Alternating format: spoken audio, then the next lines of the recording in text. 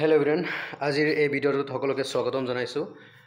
এই ভিডিঅ'টো basically class 11 means HS first year পঢ়ি থকা মানে এডমিশন লোৱা এইবাৰ 2024 বা 2024 চনত নাম লগোৱা ছোৱালীবোৰৰ কাৰণে যিসকলে 2024 মেট্ৰিক পাস কৰি 11ত নাম লগাইছে, এইচএস ফাৰ্স্ট ইয়াৰত নাম লগাইছে গভৰ্ণমেণ্ট কলেজত, সেই ছোৱালীবোৰৰ কাৰণে।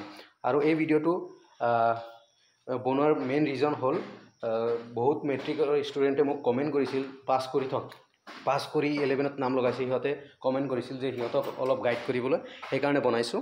তো ভালকৈ শুনিবা। ছোৱালী নিযুত মইনাৰ স্কলাৰশ্বিপখিনি টোটেলি বেচিকেলি যদি আমি জানো totally class 11 UG first year মানে degree first year and PG post graduation মানে মাষ্টাৰ ডিগ্ৰীৰ first year M A first ইয়াৰক বা এম এছ চি ফাৰ্ষ্ট ইয়াৰক বা এম কম ফাৰ্ষ্ট ইয়াৰৰ ষ্টুডেণ্টক দিব।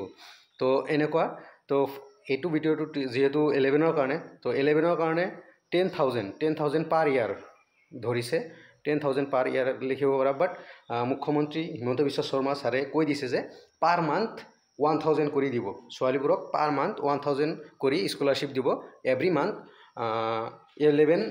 11 এভৰি মান্থৰ 11 তাৰিখে তোমালোকৰ পইচাখিনি তোমালোকৰ একাউণ্টত সোমাই যাব।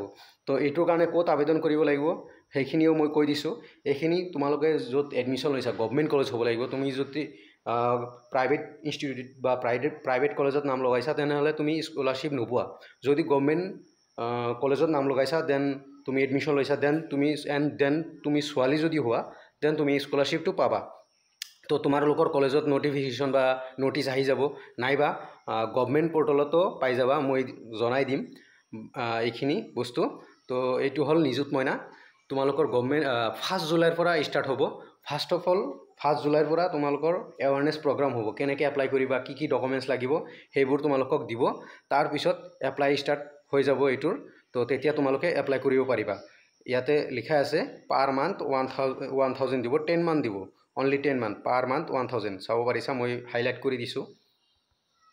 এইটো পাৰ month 1,000 per month, total 10 month দিব।